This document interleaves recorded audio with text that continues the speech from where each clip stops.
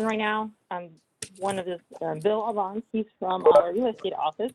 He's answering any real estate related questions. We also have Mike Light, and he's our structural engineer. So he'll be talking a little bit about the scope of the project later in.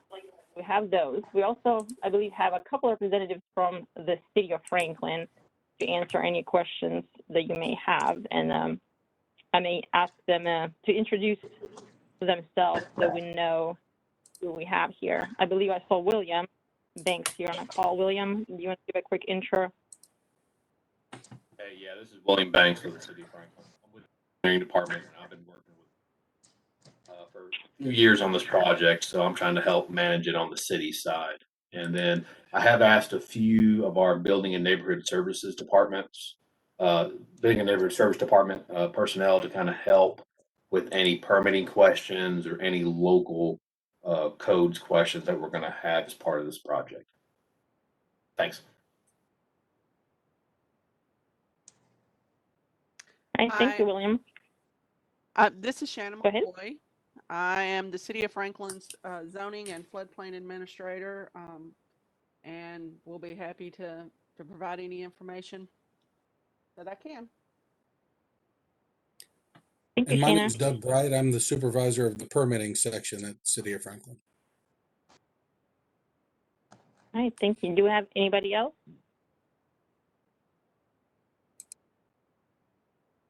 All right, I think that is it. We also, I just saw Omar Acevedo join from the Corps. He's our cost estimator on this project, and also Kirsten Ronhold. She's from Office of Counsel, so if there's any questions, they can help address them.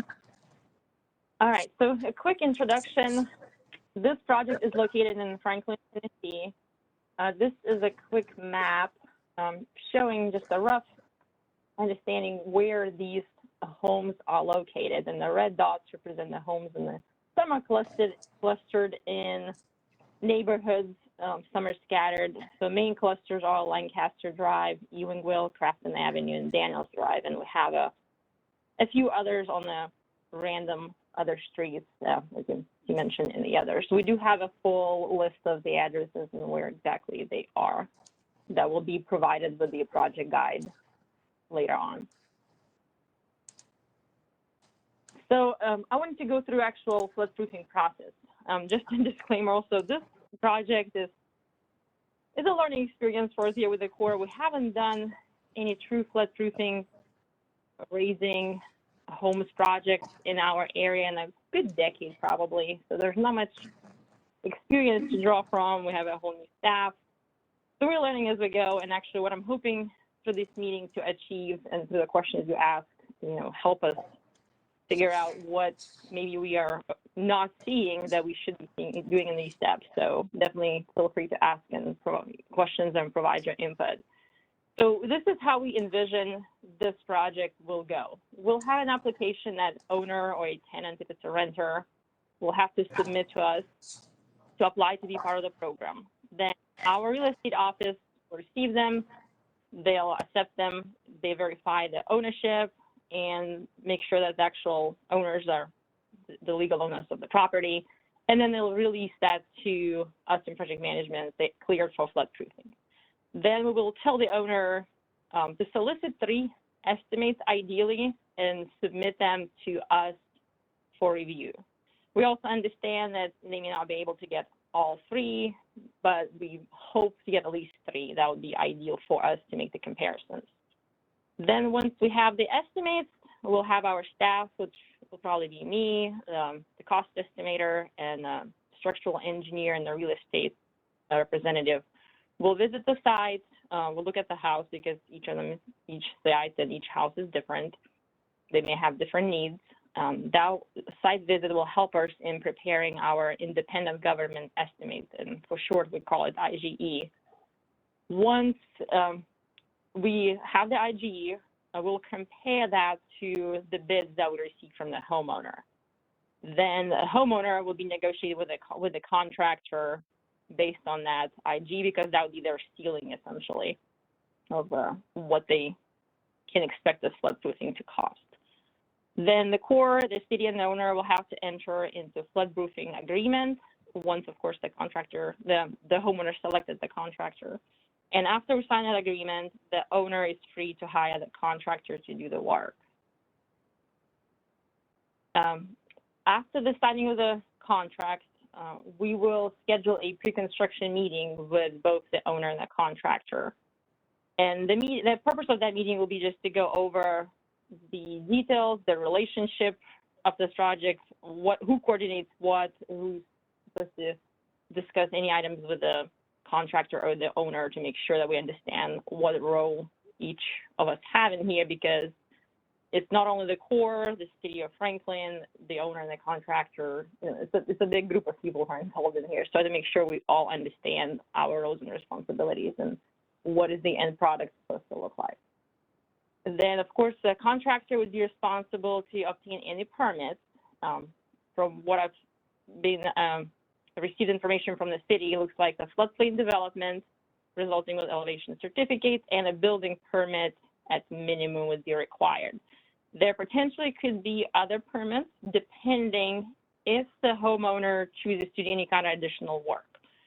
And all this additional work that is not in connection with floodproofing would be at their own cost, and it needs to be kept separate from all the accounting from the floodproofing work. And it's very important, anything you remember from that, please remember that keeping the cost separated is very important here.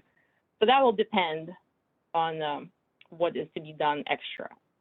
Then there'll be inspections by City of Franklin codes and anybody else that needs to perform those, and I can let the city later explain specifically what would be required. And then once the City of Franklin clears the construction on their end, seeing that it meets their codes, it's good to go, then we, the Corps, will do the final inspection, basically to verify that the work is done according to the technical guidelines that we will provide, that the home's first floor elevation is the elevation that indeed was specified. And once we sign off on that, the owner will be responsible for requesting a closing, at which we will need to have a detailed invoice of the work performed, elevation certificate, and all the inspection-related documents sign off, essentially. Then at the closing meeting, which will be attended by our real estate office, the attorneys, the owner, and the contractor, a check will be released jointly to the homeowner and contractor, and all the documents will be signed, and the covenants will be recorded on the homeowner's deed. Then real estate office will submit those final costs to us in project management, and then we will do the final accounting with the City of Franklin, and we'll turn the project over essentially to the City of Franklin to maintain in the future. So that's just the basic steps going through this process and what we envision it will look like. Now, timeline. We go by fiscal years here in the Corps, and ours usually start with October 1st. So we're right now in fiscal year 2021. So right now we are having this meeting in March. We hope to have similar meeting with the homeowners going on with this process and information at the end of March, definitely at the earliest of April if March doesn't work out. Then we will take their applications sometime April, May timeframe, and depending how fast they turn around and how many we get to do all the reviews and approvals on them. We expect to start receiving bids and reviewing them in May, signing floodproofing agreements sometime in June, and go through construction July, September timeframe, and closing and payment September, October. We know that at least 14 homeowners expressed interest to participate in the first round, and we will really not going to know how many we'll get until we receive the applications. And we're also still waiting on federal funding to arrive. We know it's there, it just hasn't cleared the hurdles to get there. Then we will do the second round in fiscal year 22. So as soon as we finish closing payments on the first round, we can start receiving applications for the next round.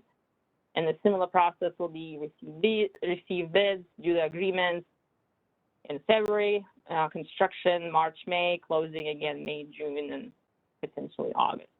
We know that 8 owners are interested in the second round again, and we will have to request the funding at the end of FY21 for the 22 to move forward. So with this is not very set in stone because it really will depend on how many interests we'll get and how many owners will sign up for it. But that is right now our plan to move forward. And again, it's all funding contingent. But the expectation is that we should be able to accomplish that in these 2 rounds. If there's any other people that may be hesitant but decide at the end of the process to go through, we may give a certain deadline to when to go through that. We know that total there are 35 homes, so at least 14 plus 8 expressed interest in the first 2 rounds. So that is the timeline. Now, some important information we'd like to cover, and this also going to be covered in more detail in once we finalize the project guide. All of this will be in there. And I'm also encouraging to ask any questions that may spur changes to that guide before we finalize, so definitely be useful to us. So important information for proposals and estimates. We will have a form provided to use that, and then we're also going to use the same form to do our independent government estimate. That way we can compare things apples to apples and it's uniform across. Make sure to include the floodproofing, construction costs, overhead and profits, and temporary housing costs to the homeowner. Those are to be negotiated between you and the homeowner to reimburse them while they are out of their house temporarily while it's being erased. And that will be part of the invoice that you submit to us. Any additional owner requested work needs to be separated out and very obvious that it's not part of floodproofing, because that will be strictly on homeowner's cost, and us, the Corps, the city cannot reimburse that cost. And we also ask to see that ahead of time for us to approve it, because we want to make sure that that additional work does not interfere with actual floodproofing. The proposals estimates also need to be submitted to the owner, and then it's the owner's responsibility to submit them to us. And we also cannot pay for estimates and proposals. So if you do charge for that service, please make sure to let the homeowner know ahead of time. Now there's some information about the contract, and this is what we say here, discuss with the contractor. This exact language and information will be given to the homeowner to make sure y'all discuss any kind of liability insurance, warranties, liens, repairs to the damages. They may ask you for references, and this is the last 2 bullets are important, that you discuss who's going to pay and how that's going to be dealt with utilities while the construction is ongoing, especially if you have to use any of them, because we cannot reimburse those costs. And any disconnected utilities for floodproofing may require building code upgrades, and that'll be, you'll have to coordinate that, of course, with the city. But any costs associated with those upgrades or reconnection, that would be a homeowner's expense. So please discuss that also prior to the contract so there's no misunderstandings later. And we will also need a copy of that construction contract prior to construction, just to review to make sure all parties are sufficiently covered and protected. This will be a required language to put in the contract. Basically, we want to have ability to look at your invoices and your cost records to make sure we can evaluate and make sure it meets the standards and is related to floodproofing work. And we also ask that you allow us on the site to do any kind of inspections we need, and that you agree to perform this floodproofing with the technical criteria that we will provide. You also have 60 days to complete the project from the date of the contract. And just a little plain disclaimer, depending on what additional work the homeowner has wanting to do, I know at least one of the homeowners indicated they may be looking at the rebuilding the entire house. With this 60-day, we may have 60 days, we may talk about or negotiate on a case-by-case basis, because you can't really build a whole house in 60 days. So that preferably any straightforward floodproofing will be done in 60 days, but there's any circumstances that warrant any longer time frame, we are willing to talk about it and figure that out what works for everybody. Also, regarding to construction, we will provide a general scope and guidelines and specific required first floor elevation for each structure. We ask that the work will be completed in 60 days, and as I mentioned, unless negotiated otherwise due to any additional work. And we also ask that you allow the Corps and the city to access the site for inspections and make sure you keep individual cost accounting records. And specifically, anything that relates to floodproofing needs to be separated out, and all the additional work needs to be separated out as well. That just makes everybody's life later easy when we have to issue a payment. And also, you'll be required to produce pre-construction and post-construction elevation certificates per FEMA guidelines, and that has to be performed by registered land surveyor or engineer.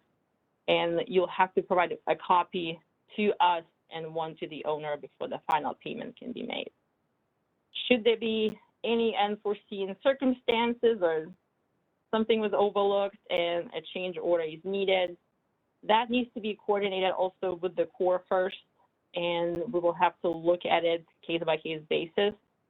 And that change needs to be approved prior to initiating any work on it. Otherwise, it'll become an owner's expense. So just something to note on that item.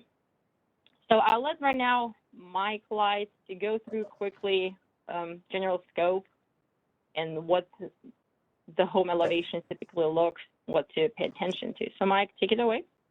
Yeah, absolutely. You'll still have to navigate the slides for me. But Okay. as everybody can see the screen, this is from a past project that we've done in another county. This property had to be raised, I think approximately about 3 feet from this picture. You can see, a balcony. You can see on the right-hand side, just an HVAC unit. You can see, trees and shrubbery and sort of the existing conditions and such. So it's good to just kind of take a note of what was previously there. As the slide indicates, you have to inspect the structure, balconies, awnings, basement, subsurface conditions. So the crawl space under the structure, to see what kind of supports are under there. Maybe they have a basement that we have to check out. But also determining in the location of the electrical, HVAC, water, gas, septic systems, just kind of all the variables that kind of go into this project. You can go to the next slide. So, this photo kind of demonstrates what the property looks like in the first very beginning steps. The property is obviously evacuated. You can see in this photo that they've removed, that they've supported the awnings and balconies. They've removed some of the ventilation in the basement there. They've removed the HVAC equipment. The electrical has been all disconnected and such. The plants and shrubbery have been removed.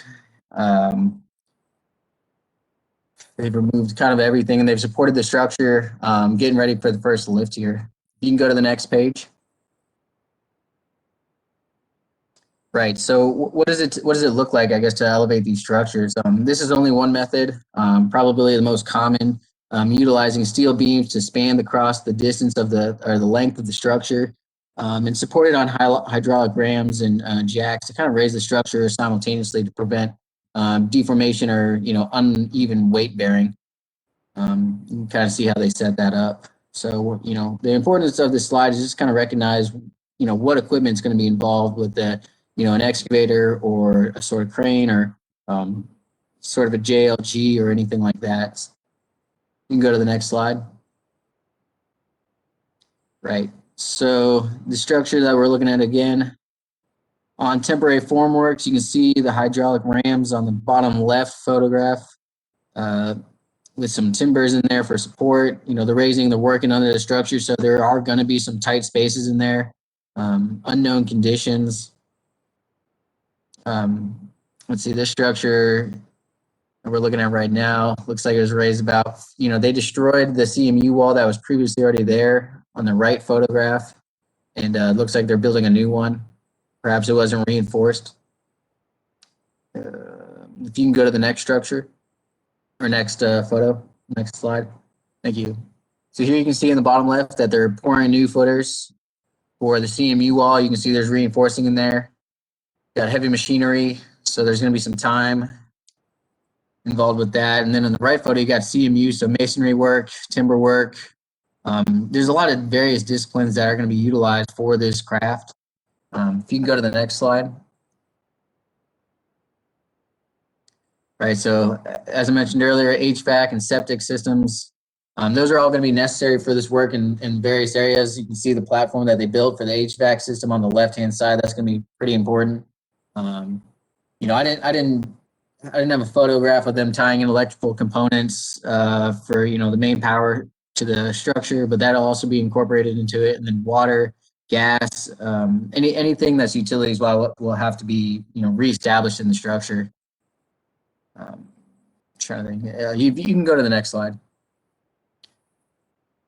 Right. So another facet is obviously building decks and woodwork that was previously removed and supporting the balconies and the awnings that were previously installed. You know, we got stairs in this photo, timber posts into looks like a concrete embedment posts tied with Simpson ties.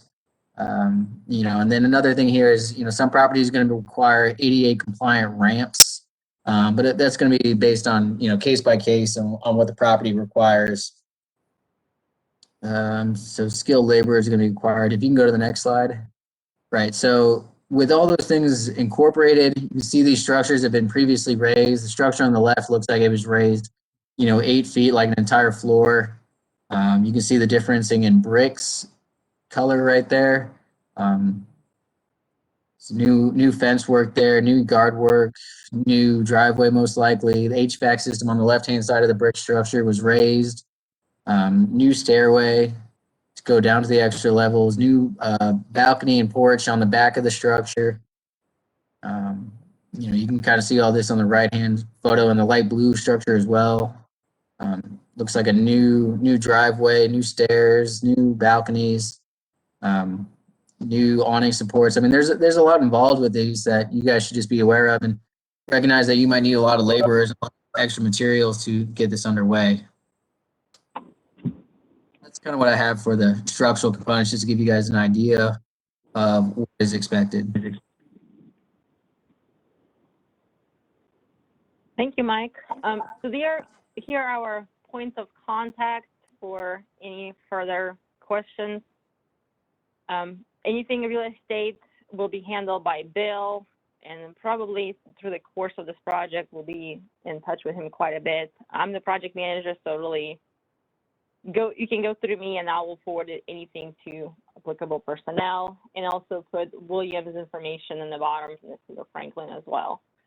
So with that said, now we're really open for any questions and discussion. And I'm going to stop sharing my screen because once I do that, I cannot see the chat box or anything else, so it will be helpful to do that. All right, open for any questions. And I don't know if Aileen, if you've seen anything during the presentation, if anyone had questions in the chat box, let me know. I have not seen anyone enter any questions, though I did put feel free to enter questions in the chat box.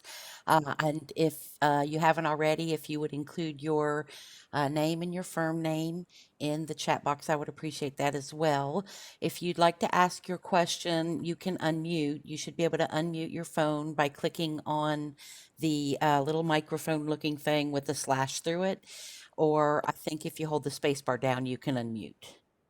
And I do see a question now. Just to confirm, there is just one payment? Yes, that is true. There will be a one payment at the end.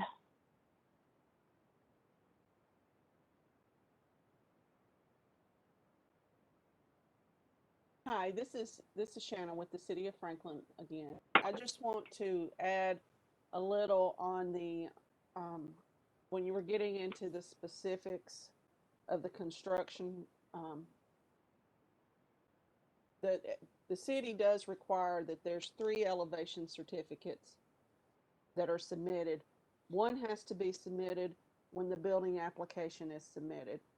A second has to be submitted with when the foundation inspection is ready to be conducted. and then the third and final elevation certificate at the end of the project.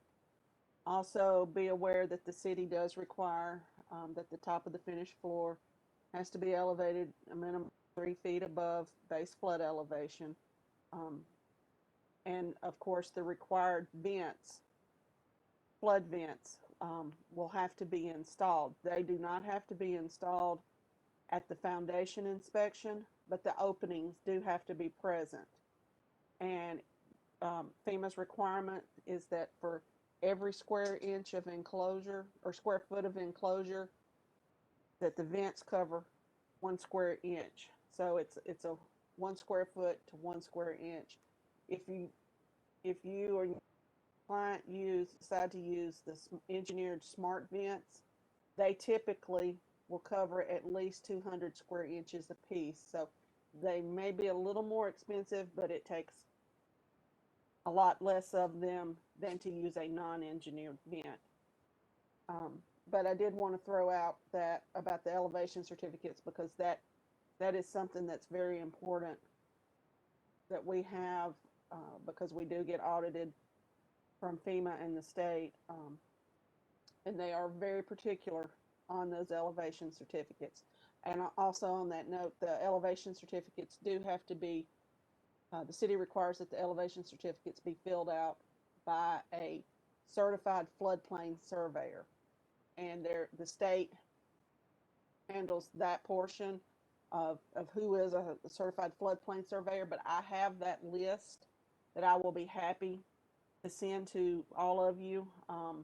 If you want to just shoot me an email, I had put my email address in the comments, and I'll be happy to email you a copy of that list of certified floodplain surveyors.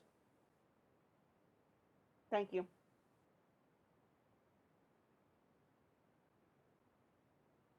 Thank you, Shana. That was good information. Took the notes. I'll probably be contacting you to make sure I have everything included in that project guide.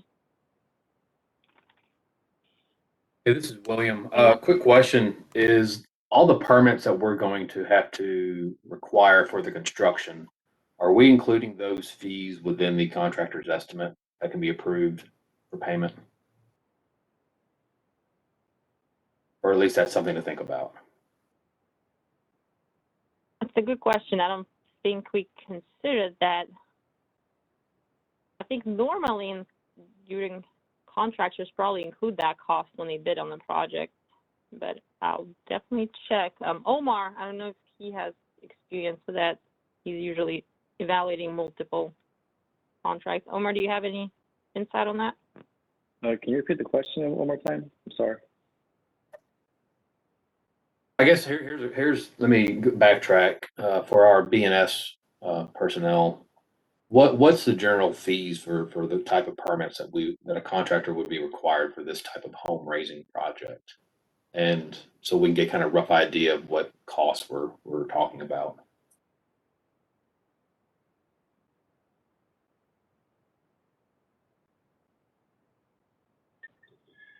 I don't think that I can really provide a rough estimate. I mean, it would vary drastically based on the square footage and the construction cost. Now, the floodplain permit itself, Shanna can speak to that. But as far as the building permit, it just depends on way too many variables to just throw a number out there in this forum.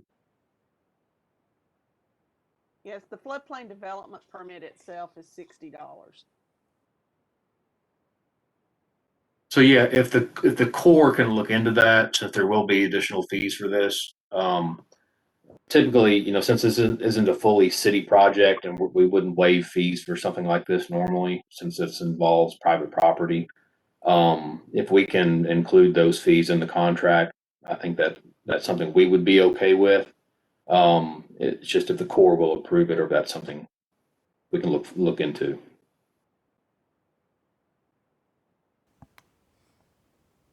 Thank you, William. Omar, do contractors normally include permit fees in their bids that you've seen? We typically, I guess on our contracts, we always request that the contractor make sure that they cover all the fees that are required to comply with either city codes, state codes and regulations.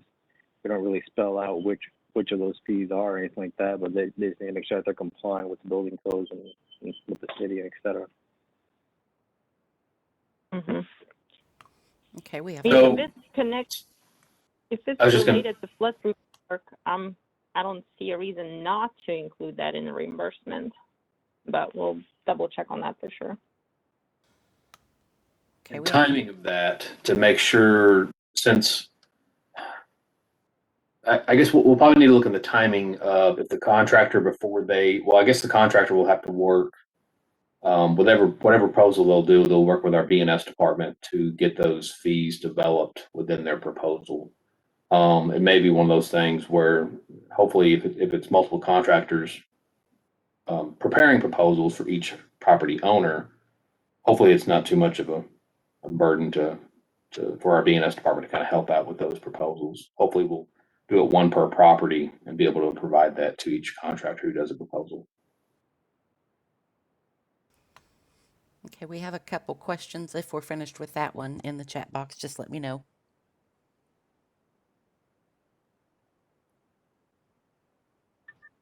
This is Doug Bright with BNS again. I'm going to put a link in the chat box where the contractor could go to fill out a fee estimate request. We have an online portal for that, and then that would come to the appropriate people, and we could provide that information when needed.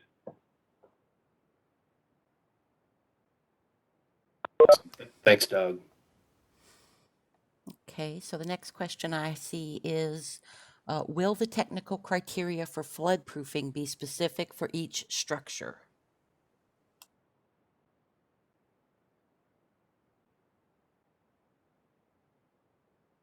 Mike, do you want to take that one? Yeah. Well, the technical criteria for flood plan be specific. So yes and no. We're going to go out and still evaluate the structures, look at the conditions and such. But in the scope of work that we're providing, we do have lots of general language, but we are going to provide sort of a specific summary of scope for each structure, I believe. I may be wrong on that, but we can confirm that. Okay, The so idea of go ahead, sorry. the general scope and specific details to what you expect, the footings to look like and any of that, things of that nature, to make sure it all meets the criteria and it's acceptable. As far as for specific home, it really will depend once we do that site visit. If it's a straightforward raise, there's not much going on there. There may not be anything additional. If we see something that's concerning and we think we need to provide that detail, we will provide it. It really will be more of a case-by-case basis. We'll have something more general, but depending on what we encounter in the field, we may have to adjust. And I think the next question may tie in with that. Will you be covering the basic code requirements or what the homeowners wants? For instance, split face blocks versus plain blocks.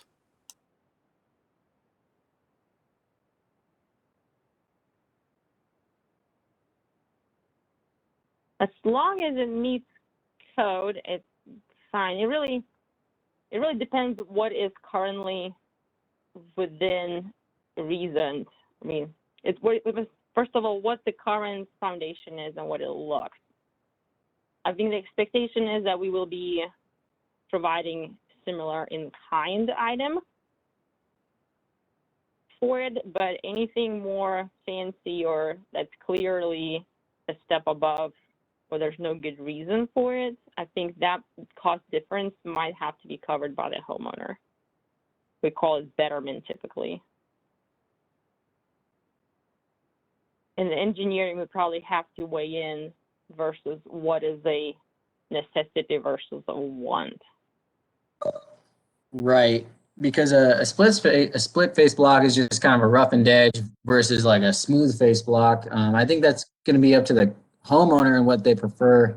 I don't think we have a sort of guidance on that one. I don't know if there's any cost differences between those two.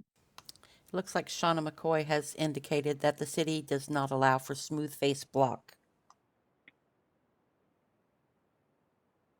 That's correct. It would have to, if you go with a smooth face, it would have to have a veneer over it. Split face is acceptable.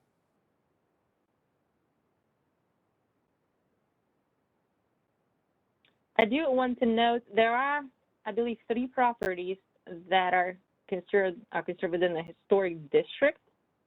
So as far as any treatment on the outside, should they choose to participate, needs to be pre-coordinated with our archaeologist and then the Tennessee SHPO office. So just something to note, because for historic district that is important.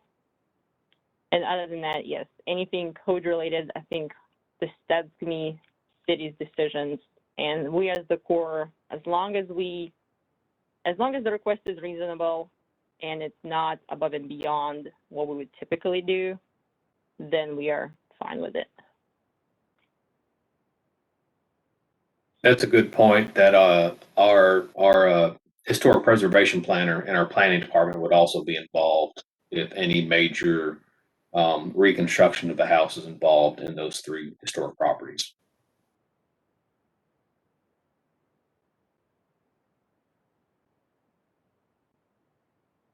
Aileen, you've been tracking questions. Is there another one? There's one. When is the projected start date for this? As Hey, soon as we have the meeting with the homeowners and we start getting their applications, that essentially will kick off the project. And now it really will depend on how proactive they are. We will try to give deadlines to make things move along faster. But the idea is at least kickstart the process in April, because it will take some time to get things, approved applications, go through checking their eligibility and all that. So one thing too with the city, and as Ramunia stated earlier, there is a flood proofing agreement that the city, the Corps, and the homeowner sign to begin the project. There's also a city and homeowner funding agreement that will have to go in front of our board of mayor and aldermen, because the city, the Corps, and the homeowner are all splitting costs in this project. So when these properties when these projects can actually start or begin, there may be a few months added to the schedule because of our law department review and getting it in front of our board of mayor and aldermen on one of their agendas for approval. Just something to think about as well. But really, the contractor doesn't have much to do with that. It's just another, I guess, administrative task that we have to do.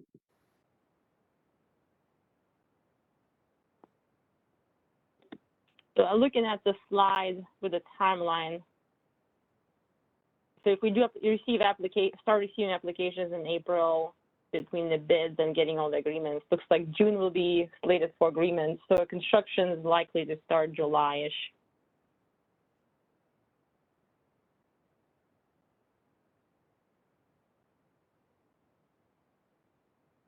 That date, it may work. We would really have to kind of rush these through our review process to get that done, but we can definitely do our best to try that. Try to meet that time frame. And like I mentioned again, this is definitely a first round, so we're learning as we go, and we'll get probably faster as we do more of these. Okay, so are there any other questions that anyone has?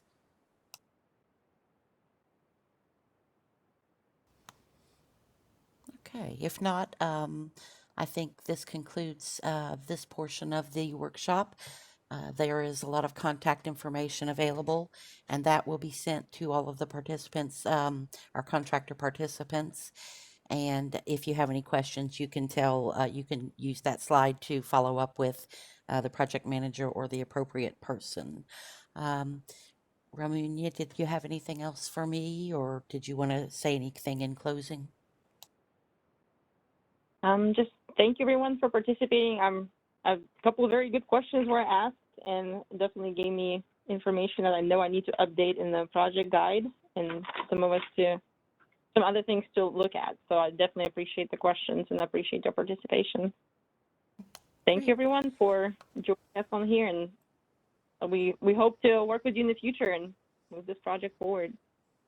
Yes, thank you everyone for participating. Please feel free to contact me if you have any questions about other opportunities. Though this particular opportunity tends to be between a homeowner and the contractor, you may also be interested in some of the opportunities that the Corps of Engineers has directly with contractors. And if you need any help with that process, I can get you on the right path. My information is also in the chat box. Thank you. Thank you everyone.